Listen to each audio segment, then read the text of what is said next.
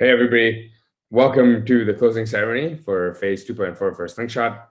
This is a super productive phase. Lots of exciting updates, lots of news to share, feedback to share. Hey, everybody. And so welcome to the closing ceremony for phase 2.4 for Slingshot. First up, this is super productive. I want to start out by talking through the agenda real quick so you folks know what's coming. First things first, we have Slingshot phase 2.4 closing presented by yours truly.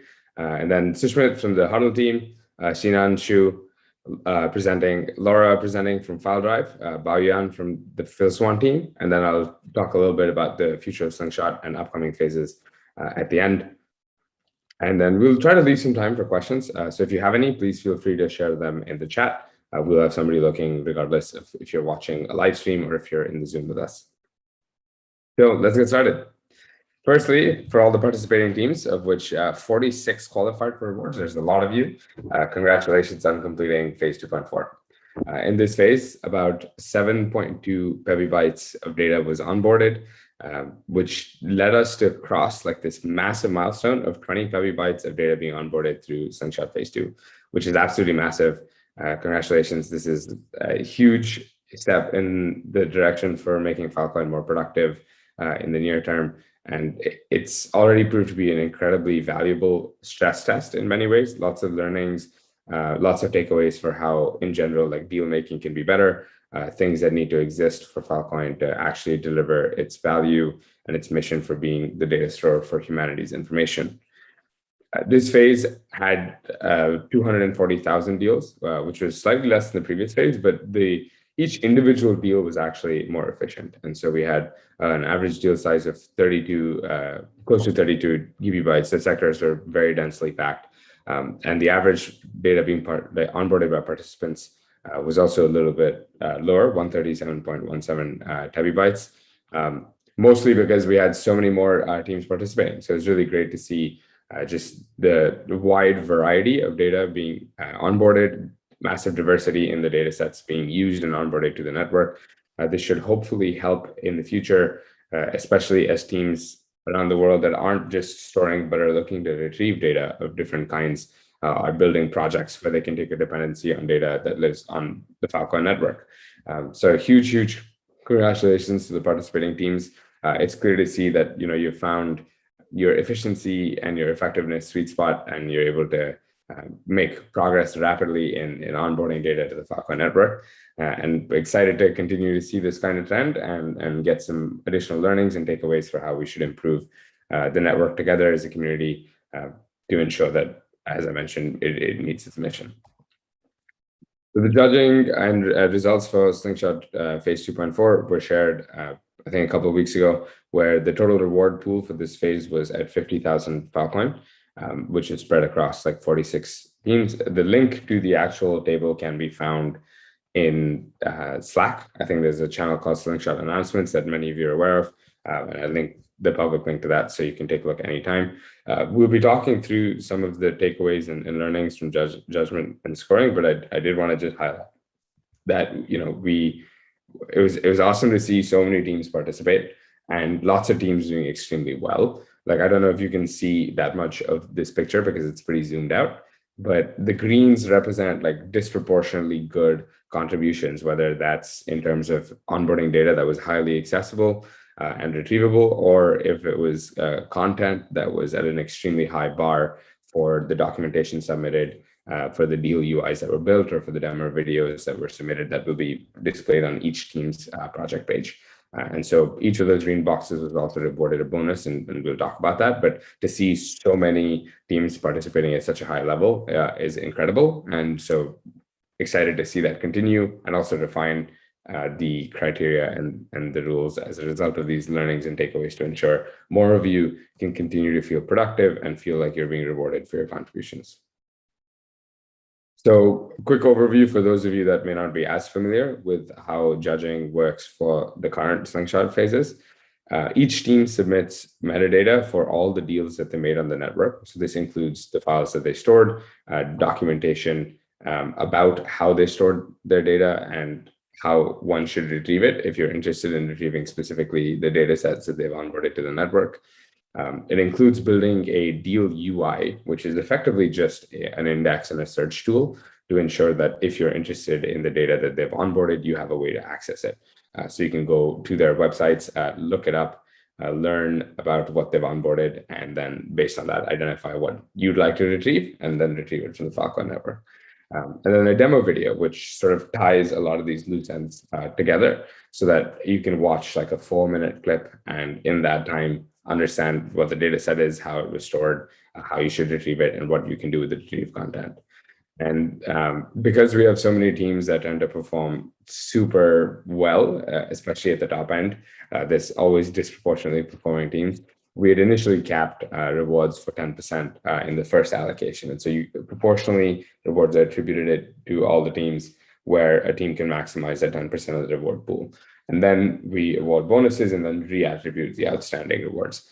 This is to ensure that participating teams do actually get the entire the pool that was supposed to be distributed to them, but also ensuring that teams that are at a much higher scale don't end up just smashing teams that are at the bottom end, even if those at the bottom end do participate and contribute usefully to the network and to the competition.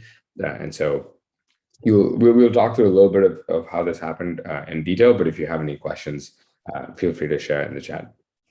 Yeah, first up, congratulations to all the participating teams.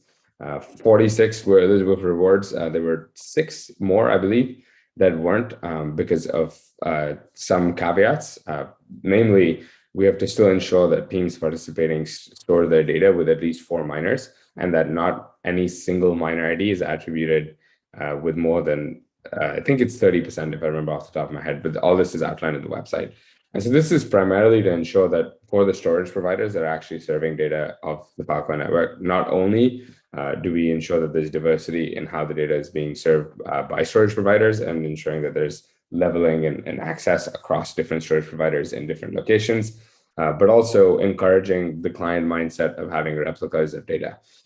It's important to ensure when you onboard data onto the Filecoin network that it's available through multiple storage providers.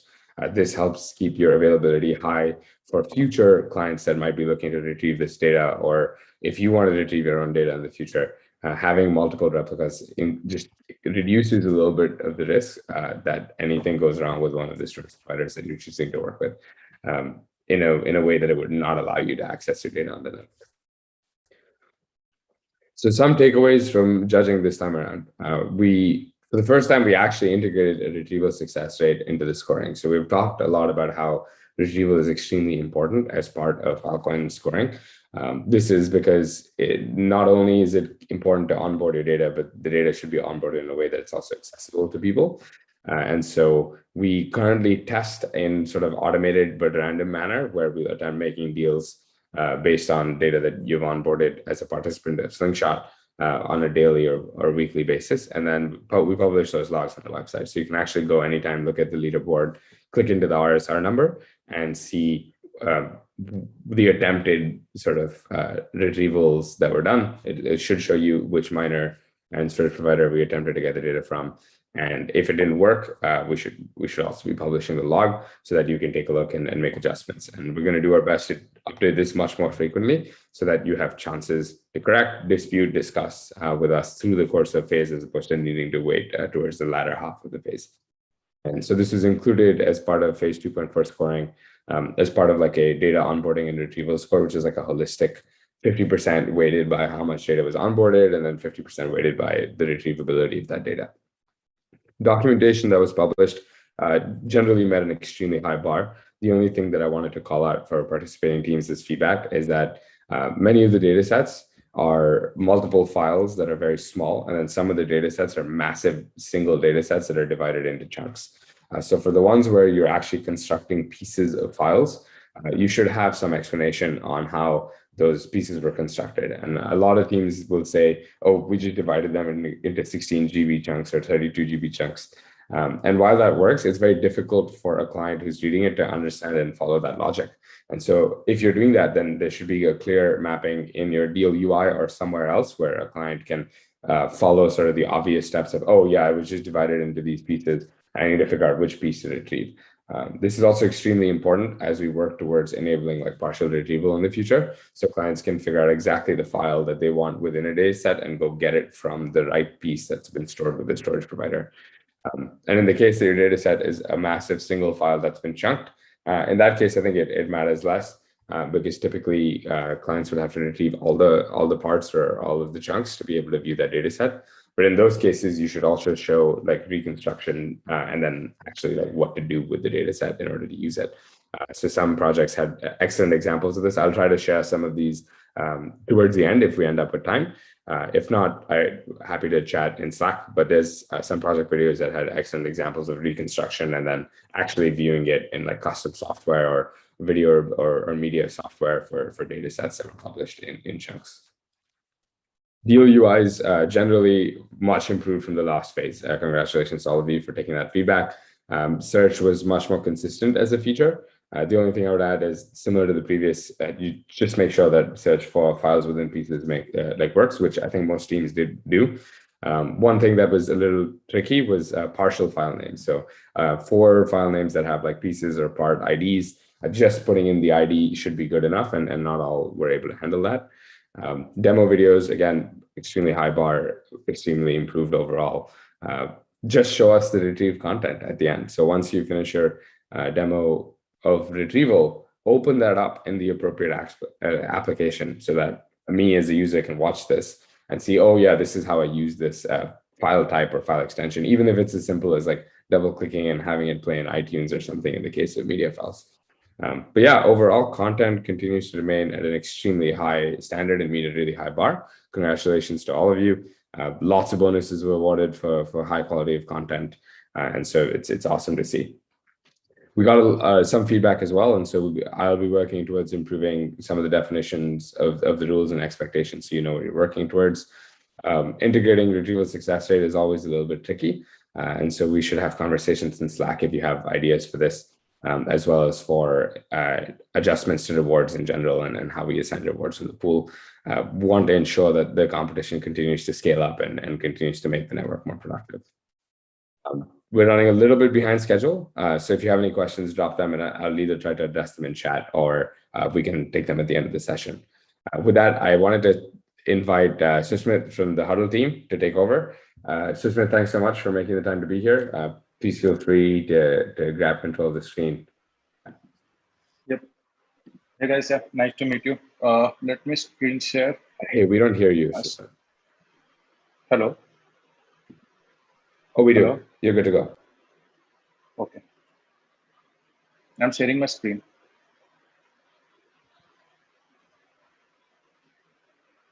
Okay. So my screen is visible.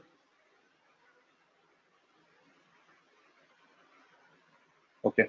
Yep, we participated in Huddle in Slingshot. So we are from Team Huddle. So we participated, and what we did was we stored Filecoin proof on the Filecoin protocol itself.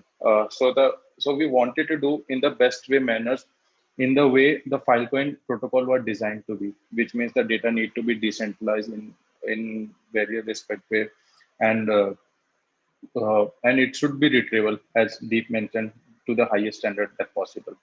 So that's what we did. Brief introduction about Huddle 01. So Huddle 01 is a decentralized real-time engagement platform or a protocol that was born out of HackFest 2020 last year. In simpler terms, I would describe it like kind of a decentralized Zoom. Right now, Zoom is centralized. It's based on a centralized server. Huddle 01 is focused on EdTech side and more on the tier 3 cities penetration. To visit, go to huddle01.io and everything is there. Now, main motivation of Huddle participating in Slingshot. So our main motivation was to contribution and the engagement in Filecoin ecosystem. It's because we wanted to meet and collab with other like-minded community people, members that are out there, because it helps us to grow as an individual also and as a community also. The other goal was to develop the storage infrastructure at Huddle itself and test those capabilities and learning and knowledge as usual.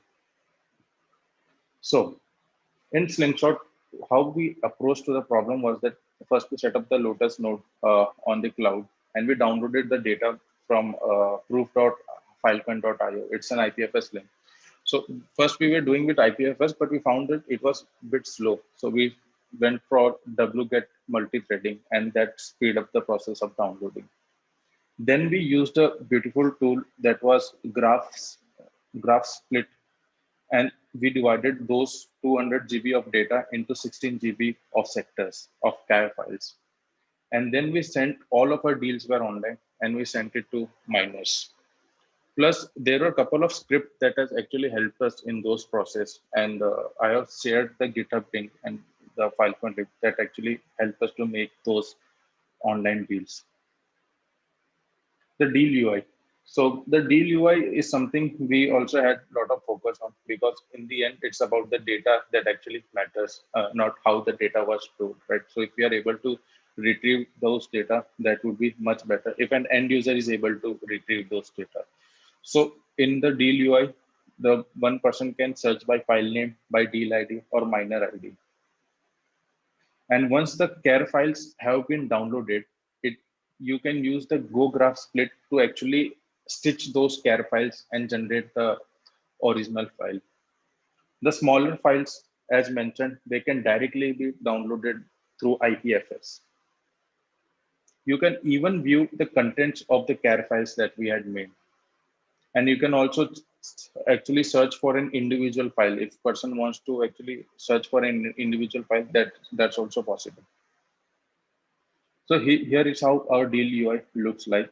So here, if someone wants to download the payload, he can directly download the payload. If he wants to download all data, he can directly download all of the data.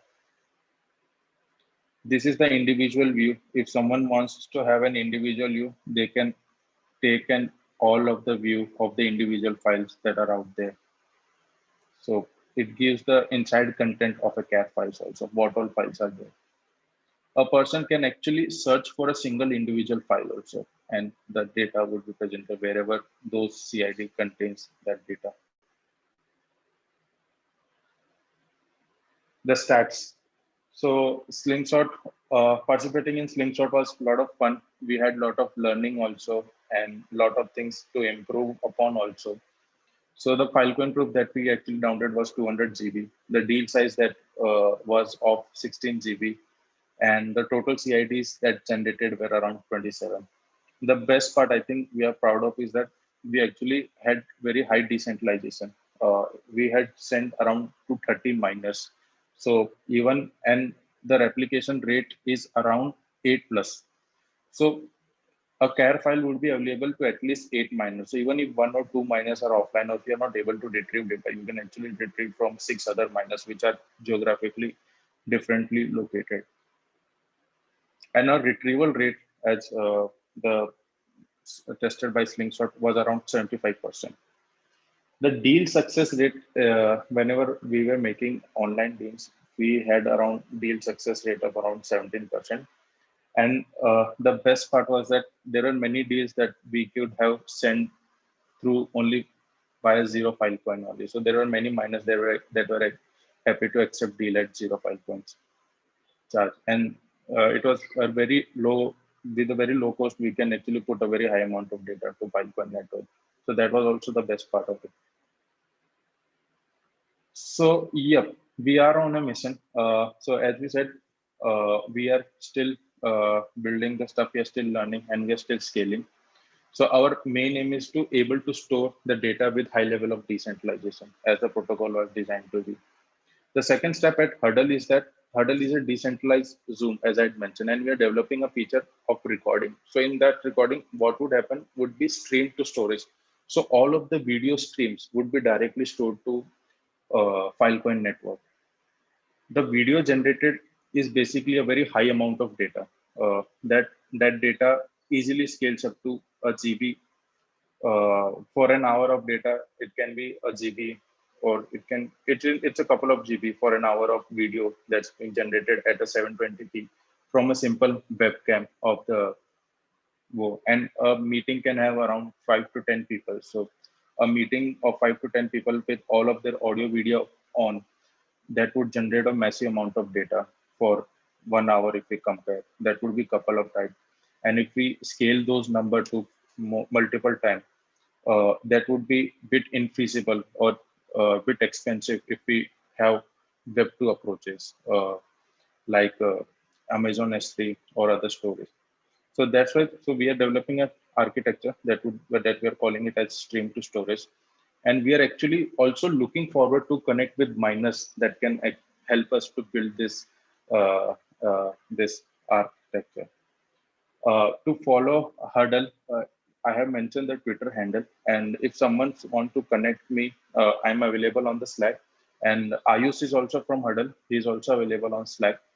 And here is my email ID. Is if someone's happy to interested. Yep. Thank you. Thanks so much for making the time to present this and to talk about Huddle as well. I know you guys are doing some excellent work as a project team. So in the interest of time, I might hold questions for now. But if there's any few, I'll let you know. Of course, if you end up leaving, no problem. People know how to follow up with you as well. Thanks so much for participating in Slingshot and then joining us today to share. Thank you. Awesome. So with that, I would like to introduce XinAn, who has been a prolific competitor in the Slingshot competition for quite a while. Take it away, sir. Hi, thanks, Deep. Hi, everyone. My name is XinAn. I'm one of the participants in the Slingshot phase who is doing all the work solo, which I believe some of you are too. So myself is a programmer. And other than Slingshot, I also own a small Filecoin miner, and I also maintain a few miners for my clients too. I first started Slingshot during phase 2.1, but at that time I was disqualified because I've stored too much data on one miner. So since then, I've been learning and improving, and finally I'm here. I'm so honored to be here and present my project to you all. So I hope my presentation will inspire other solo participants and ultimately makes the Slingshot competition more diverse. As a small participant of Slingshot, I know what I'm capable of, and more importantly, what I'm not capable of. As someone who is doing it without a large team, I don't really have a large network of storage providers to give me a huge ceiling power. So I shouldn't be looking at a data set with petabytes amount of data. Instead, I like to focus on another aspect. The goal of the Slingshot is to preserve the humanity's most important data sets, Filecoin network. So if you look at the list of data sets, you'll find out that all data sets are equally valuable, regardless of the size. So the value I think I can bring to the Slingshot competition is to increase the diversity of the projects in Slingshot competition by onboarding some of those smaller data sets. And that's what I'm doing right now. So instead of stealing as much data as possible in a huge data set, I'm focusing on smaller data sets. I would like to do my best to make sure they are well documented and easily retrievable. There are another benefits to store smaller data set. It is easier to store the complete data set with multiple storage providers. It's more valuable to have the complete data set available to retrieval compared to storing only a portion of the huge data set and never finish the rest. Of course, that's not a problem for a top participant, but for a solo participant or a smaller participant like me, I think this is very important. So what I've been doing first is to explore all the available data sets listed on GitHub, and I've been finding lots of similarity between those different data sets in terms of data preparation. So those can be categorized into below 5 categories. The first one is the simple HTTP links, which you can just go to the browser and click download. An example is all those data sets hosted on Kaggle. The second one, I think most of the participants has also some chance working with, is the dataset that is hosted on AWS 3 or sometimes on Google Cloud.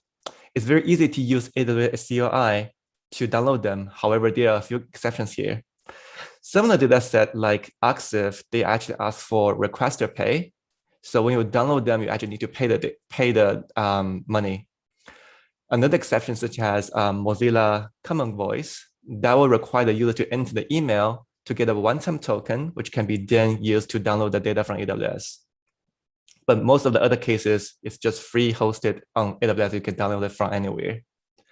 And the third category is the BitTorrent file. For example, the Google Open Image and UC Berkeley computer science courses. When I was trying to download those use BitTorrent, actually the speed is a big problem. And that's also, I think, what Filecoin will be able to help. And another problem with the BitTorrent. Another problem with BitTorrent data is after a while, actually, if there's no people after uploading the data, there will not be any seeds for you to download from. And while we are storing them on Filecoin network, that's no longer a problem. The fourth category is first-party CLI. For example, the website like Internet Archive have their own CLI to search for and download data from their website directly. And the fifth category, which is the hardest one, you'll need to write your own crawler. And in that case, you probably need a program to help you to prepare the data set.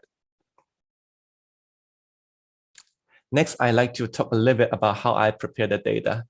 So I'm using the old school tar archive for those deals. We know at this stage, the storage providers are not yet as reliable as the traditional storage service. So we need to prepare a situation where some of the deals in a project may no longer be retrievable.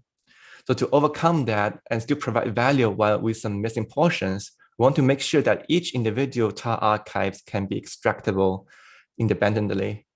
And that means we need to combine certain number of files to generate multiple tar archives, and each archive need to be between 16 and 32 gigabytes. There are a few open source tools that can be achieved that, but I end up making my own tool because I'm a programmer. Another very important thing for deal preparation is to always write down the list of files within each archives. Those lists can be used for indexing later. And I will show you an example in the next slides. So this is a project I was working on in this phase of Slingshot. It's the UC Berkeley computer science courses. And I believe most of the audience here are somewhat has some computer science background and are also interested in blockchain technology. I myself, I don't have a computer science degree, so I'm always interested in learning some computer science courses to broaden my knowledge. And downloading is very simple. You just click the download button, it'll give you a torrent file, and you can download that torrent file with any client you like uTorrent, rTorrent, QTorrent, aTorrent, bTorrent, cTorrent, whatever. And I use transmission. Yeah, so next slide. And actually, the DUI we've built, it's actually very similar to the last presenter. You can search for the DU minor file names on the UI, and more importantly, you can also search for the file name within each archive. For example, if you search for operating system on the second search bar, it's going to display all the DUs that contain that video. And if you click the download button there, it's going to show the download instruction, and you can see that the operating system video file has been highlighted in the list. Once you download the tar file, you can just either extract it. Actually, with tar archive, you can actually extract an individual file from the archive. So you don't need to extract all the files in the archive. So yeah, so this is a deal UI we've been built. And lastly, I just like to talk about some tricks we've been making to make sure the deal making process is more automated. It's not covered by the slides, but I will talk through those. So what we are doing to facilitate the deal making and data transfer is that at the client side, we have an API to let the miner to query what data is available to download. And we also have an HTTP host for them to download the data. And that's usually better than the default data transfer module provided by Lotus, because the traditional HTTP host is more reliable for data transferring. And we also have a web API, so the miner, they can just call and make a deal by themselves. This eliminates the need for manual interaction and make the whole deal processing automated. Before that, we talk to miners every morning and say, okay, those data are available for download, and I'm going to send you deals right now. And those are the proposal CIDs, and they will just get the proposal CID and manually import and repeat it every day. And we are just inventing a way to make this process more streamlined and automated, and that really helps a lot. Of course, since you're actually exposing an API for them to kind of manipulate your loaders, a lot of validation is required to make sure the miners will not abuse your API system. So yeah, so this is the trick that we're doing in this Slingshot phase. And that's all that I would like to present right now. Thanks so much, XinAn, not just for this, but also I know over the course of the Slingshot competition, you've been great resource for feedback, suggestions, improvements to the competition, and ensuring that it is productive and fair. So thank you for your contribution so far, and it's been great to see the really high quality of content that you've been able to deliver. I actually didn't know you were doing this solo, so I'm even more impressed. So really appreciate the time you took to share this with us. Thank you so much too. Awesome. So with that, I'd like to hop on to our next presentation, which is actually from Laura from the famous FileDrive team. Many of you know them because of their contribution in creating and sharing Go GraphSplit, which many teams have used over the course of this competition. So I'll be sharing a video that Laura sent us.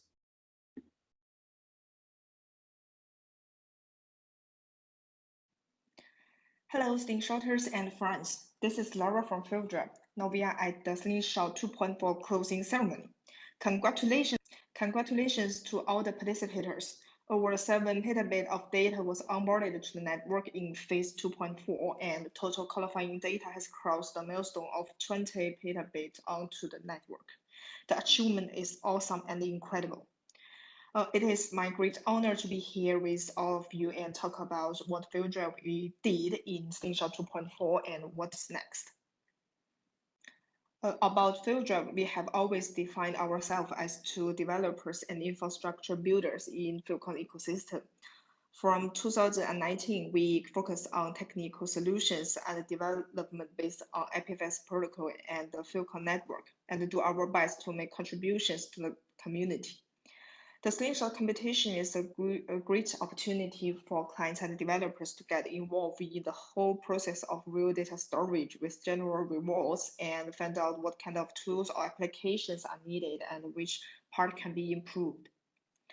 In phase 2.2, we found out that if we made data from a large data set into a topple, slide it into small data pieces, and store these pieces onto the Filecoin network, this way would significantly increase the efficiency of storage data on board. However, it also bring difficulties for data retrieval. To solve this problem and make data truly usable, our team developed the Go GraphSplit. It is a tool used for splitting large data size into graph pieces fit for making deals on the Filecoin network, which will streamline data retrieval as well. It takes the advantages of IPFD protocol following the Unix format data structures. It regards the data size or its subdirectory as a big graph and cut it into small graphs. Each small graph will keep its file system structure as possible as it used to be. Besides, manifest CSV will be created to save the mapping with graphs slash name, payload CID, and piece CID. GraphSplit can work well as a data prep tool when we migrate data from the centralized network to Filecoin network and allow users to retrieve data through deal information. However, in this period, we have been thinking about what we can do in the next step.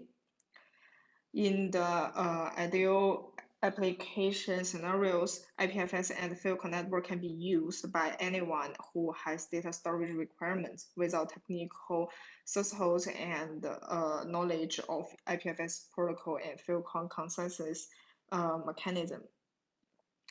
To store data directly to the IPFS and Filecoin network, we are working on our new product, which is tentatively named FileDeck.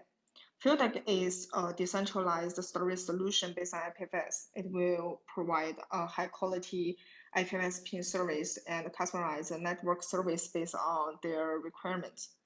And easy-to-use front-end user interface and a more developer-friendly API service will minimize the technical thresholds and make IPFS truly useful. It can also be regarded as one of the necessary technical components for the Filecoin retrieval market and a part of storage infrastructure for Web3. According to our plan, a FileDrive will be launched in Q3 2021. Please stay tuned.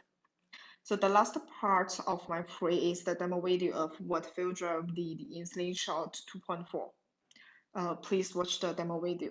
Thank you.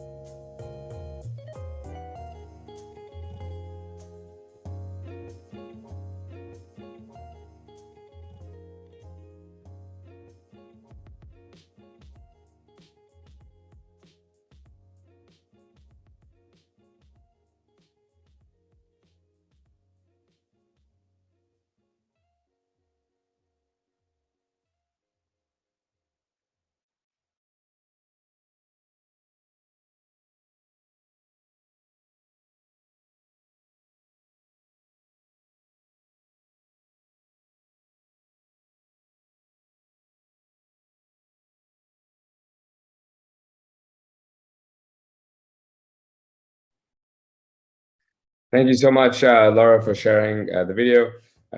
FileDrive has been consistently a top-performing team in the competition, just absolutely doing phenomenally well, both in terms of onboarding a lot of data, but doing it with quality and also sharing tools that have become instrumental in the success of other teams in the competition as well.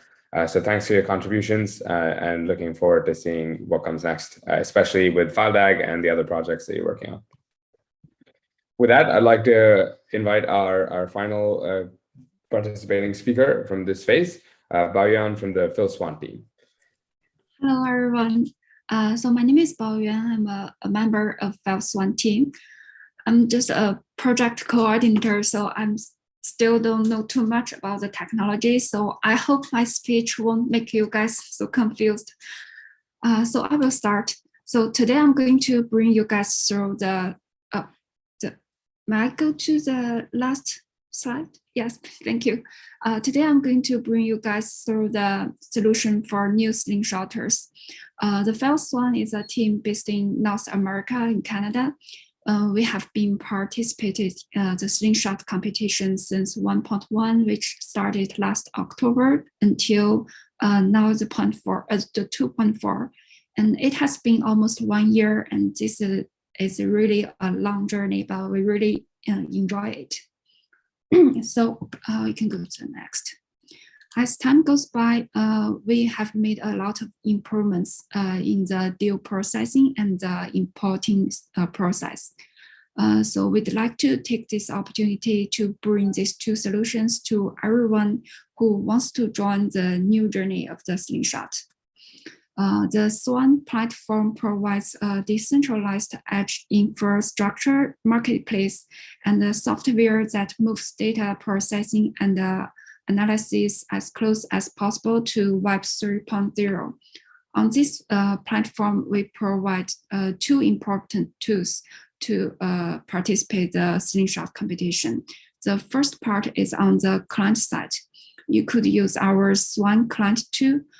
By using this tool, you will be able to do things such as chunk data, merge small files into a large file, aggregate them, and generate a car file and send it to the miner. And also this tool will synchronize all the tasks with our FilSwan platform. You will be able to track the entire life cycle of the file management. Which means you can see the status of the deals, like it's downloading or it's ready for import, or if it's a deal active. And you can also get a CSV file to download all the information you need. For example, it includes the file name, the payload ID, and which data set, so etc. And on the other side, it's the miner side. We provide the Swan miner tool to continually importing data without human interaction. And you just need to start the Swan miner tool, and it will automatically taking the order from the offline and schedule it to the miner. After everything is done, it will update the information to our FilSwan platform. So your clients will see the progress and know that everything, if it's done or not. And it will give you enough time to do other things without just watching the terminal to know if it's finished or not. And we can go to the next slide. Thank you. Here is an example about the actual interface of our application. And you can see here, we define everything as tasks. One task can contain up to 100 deals. Each deal is about 32 gigabit, which means that you can have about 3 terabyte deals within just one task. And the task can be sent to different miners. If you want to if you want, it will give you a random task name, or you can just put it what you want. And hereby we can see that there are different processes ongoing to show the different stage of the deals. If you by using different transportation protocol, you can either mount it as a local path, or you can just put a link for the miners to download your file. And everything will be included in the CSV file. And also here on the website, you can see there's different colors. It means that your deals has been in different stages. And we can go to the next slide. Thank you.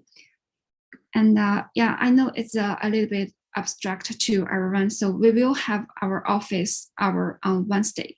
And our project manager, dev manager, or developers will be there to answer all your questions about how to use our platform.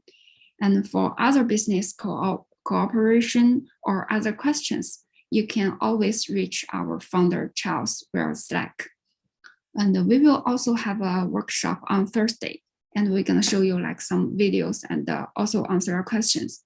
So you can follow it up on our Twitter, media, or Facebook, or you can also get information update from the lobby of our Slack. So thanks everyone. Hope you enjoy my introduction. So if you have questions, welcome to contact us. Thank you. Thank you so much, Baoyuan, for being able to present, and then Charles and Spirit for helping put together this content.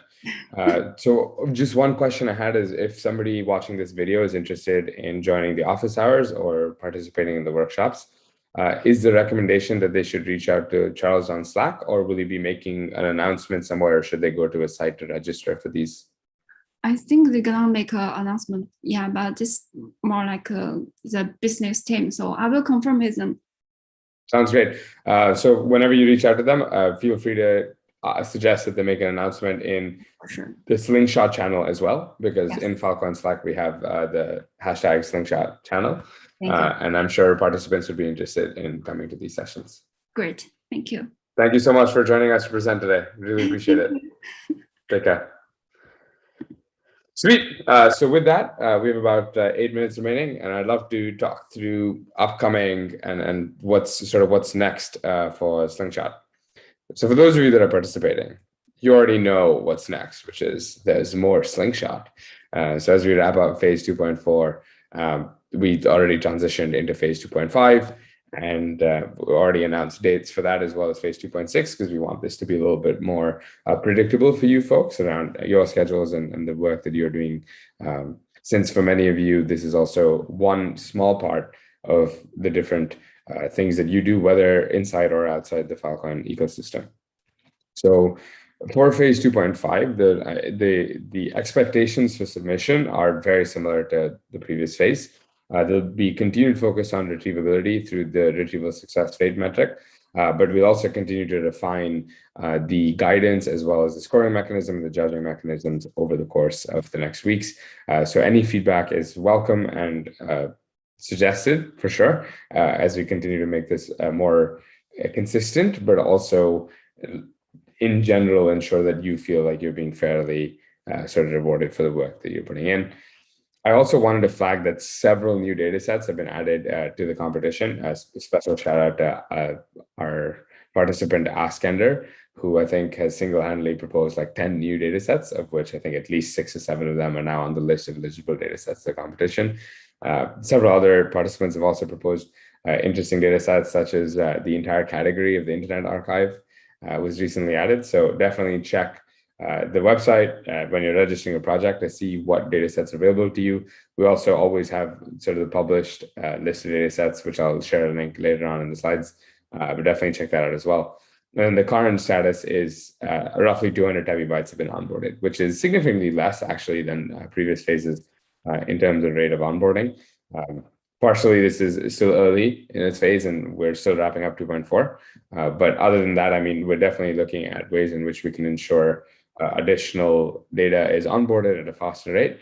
Right now, the way the rewards stand, there's a reward unlock at 25 petabytes for 25K Filecoin, and then one at 30 petabytes for an additional 25K petabytes. So if this phase were to be more productive than the last two, then the reward pool would probably be similar. If not, we'll probably look at some ways in which we can ensure that there's some smoothing operation for the teams that are putting in time and participating. If you have any specific feedback on reasons for which you're choosing to hold off on participating, or changing the way in which your patterns exist for onboarding data to the Filecoin network, I would love to hear it, especially for those of you that have participated through previous phases as well, and have continued to notice changes to how we're doing scoring and judging and things like that. But yeah, looking forward to seeing us hit some additional massive milestones. Crossing the 25 petabyte milestone will be massive for us as well as for the Filecoin network. And so for all those of you that consider yourselves part of the Slingshot community, please feel free to encourage and suggest ways in which we can continue to do that. Looking forward to seeing continued engagement, feedback, questions, suggestions in Slack.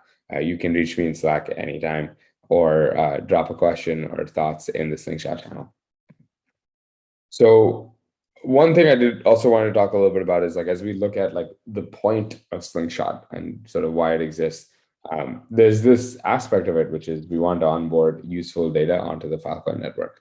And that's primarily because we want to ensure that data that we deem to be useful as a community is stored in the right data store form. And so ideally, Filecoin becomes sort of this archive for useful, relevant data for humanity. But also beyond that, like part of this is about ensuring that the data that's onboarded can be used or is productive beyond what it would have been in its original like location, let's say. And so good examples of that are deal UIs that are being built by project teams that help index and identify files within a data set. So for example, XinAn's work with taking all the computer science courses and finding video, like you now have a website where you can download this video regardless of what country you're in or where in the world you are, for video that's educational, useful for humanity at any point in the future, indexed by specific courses that you're interested in. So operating systems was the example that he used, which is of course typically a very difficult and lauded course. And so it's awesome to see that like we're already looking at ways in which the data itself can become useful. That's part of why RSR was introduced as a metric as well, just to ensure that clients that are attempting to retrieve data that's been stored can actually retrieve the data that they want to. And so the way that works today is effectively very simplistic, right? Which is we try to make a request to a storage provider with a particular CID, and if it shows up, then great, and if it doesn't, then no. And there are definitely ways in which we could improve that and make that more and more realistic in terms of how clients would behave. But the best yet, I think, is just ensuring that more clients come and use the Slingshot data. And so part of that is improving like documentation and videos and ensuring clients can actually follow the content that's being produced by the teams participating in Slingshot, so it's actionable by interested clients. And then part of that is actually exploring business development for the network. So like project teams like Huddle, they came out of a hackathon or came out of an accelerator program or an engagement in the ecosystem, are enabled and realize like what an absolute treasure trove Filecoin is turning into because of programs like Slingshot that have participating teams such as yourselves that are operating at such a high level of efficiency to onboard data in the range of like petabytes in a matter of weeks. I know that you've all talked about ways in which you could even be more efficient or introduce tooling, and that's incredible, but you're already doing a great job as well. And so you should definitely take some credit and massive congratulations to each of you for that. And then with regards to the tooling and becoming even more effective and efficient, a lot of the libraries and tools that have been built by the Slingshot community are an excellent sort of representation, as well as excellent tools and solutions to problems that are representative of what large scale clients actually need to adopt Filecoin. And so whether that's things like graph split or more complex tooling that is being built, you saw XinAn talk about his, FilSwan talking about theirs, and Laura also referenced FileDrive, another project that they're working on. Tooling like this is super valuable. And so if you are interested in building some, Slingshot is a great way to get involved and understand needs of both clients and storage providers. If you're looking to improve some, take a look at all of these. Everything here that was shown today to you is on GitHub. It's largely open source. And of course, the Filecoin Foundation is very plugged in via dev grants. And so if you're interested in expanding some of this to be more usable for clients that are not in the Slingshot sphere and might be interested in leveraging this to make deals at scale on the network, definitely check out the dev grants program and see if you'd be interested in pursuing some work there. Lastly, and certainly not leastly, I also want to touch on hacking on the data that's actually available. So this sort of exists at two levels. One is we have all this metadata now about Slingshot itself, which is turning into like an archive of its own, and cataloging and identifying data via metadata or via like deal info starts to become a very interesting and compelling problem. And then there's this secondary aspect of once the data is actually available on the network, what are interesting use cases for it? And so there's a bunch of data that's media oriented. What about like a Netflix that operates on Filecoin, like things like that, where we have content that could be created based on the data that's being onboarded to the network is definitely like coming on the horizon. Many of you have heard us talk about like having a notion of like a hack track or like a hackathon-based process involved in Slingshot as well. And so we're looking to define that a little bit and share updates on that in the near future. If you have any ideas or suggestions as well, I know some of you have certainly mentioned ideas like this in Slack, and so I would love to chat and get your thoughts. So please reach out to me on Filecoin Slack if you're interested in discussing further. This is the plug on the data sets that I did promise would come. So we're currently somewhere between 65 and 70 data sets are eligible. Quick reminder, if you register a project team, make sure you use a new address on chain. And when you do that, you will get the full set of eligible data sets that you can actually choose on the site itself as you're registering. You can, out of band, always check the full list at this GitHub link, and this will always be updated. But the benefit of doing it through the site is you can also confirm that there is no data set that's no longer eligible because 3 other teams are already working on it. And so that's doing all the checks to ensure that we continue with the data sets or diversity initiative and ensure multiple replicas of multiple data sets are being added to the network. And if you have a data set that you think is valuable, please create an issue in that GitHub repo, and I'll probably reach out with a few questions and we'll get it integrated if it sort of meets that criteria. This is specifically public data sets, open data sets that can be accessed by anyone, have some interesting use case or enable some interesting use cases around the world. And so lots of scientific data, lots of public data, training data for AI models, different kinds of large scale data sets that generally make technology more effective or leverage technology such as Filecoin to make us as a population or a community more effective. So yeah, thank you so much for those of you that have already contributed tons of data sets. We started with a very small list several phases ago, and now it's nearly doubled in size. So it's great to see contributions coming in from all sorts of different participants and of the Slingshot community. Cool. With that, I just wanted to thank you all for coming today. I know this slide says Q&A, but we're running a couple of minutes late. So if you do have any questions, please reach out in the Slingshot channel or DM me in Slack. Really appreciate you being able to be here for the closing ceremony for what's been a prolific phase in its milestone of 20 petabytes being crossed through the participation of various teams in this phase.